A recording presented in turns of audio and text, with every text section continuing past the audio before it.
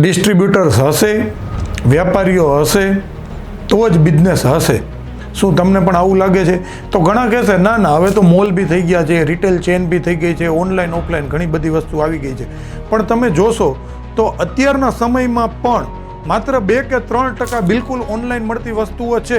એને બાદ કરતાં 97% ટ્રેડ છે, 97% વ્યાપાર છે, એ હજી પણ વ્યાપારી મિત્રોને સાથે લઈને કરવા પ્રયત્ન કરે છે. એટલે કે મોલમાં પણ વેચે છે, પણ 97% વ્યાપારીઓ એવા છે ઇન જનરલ મારા નોલેજમાં કે એ વ્યાપારી મિત્રો થ્રુ પણ વેપાર કરે છે. એટલે જો વેપારી મિત્રોની કે ડિસ્ટ્રીબ્યુટર મિત્રોની કોઈ જરૂર જ ન હોય તો એ લોકો છે એ કેમ માત્ર ને માત્ર મોલથી કે માત્ર ને માત્ર ઓનલાઈનથી જ વેપાર નથી કરતા? એટલે કે વેપારી મિત્રોની જરૂર પણ છે, પણ તેમને અપગ્રેડ પણ નથી કરવા. એટલે મારા હિસાબે આમાં એવું થવું જોઈએ કે વ્યાપારી મિત્રોની જો તમારે જરૂરત છે, ડિસ્ટ્રીબ્યુટર મિત્રોની જો તમારે જરૂરત છે જ, તો એમને અપગ્રેડ પણ કરો અને એમને સાથે લઈને ચાલો. તમારું આના વિશે શું કહેવું છે?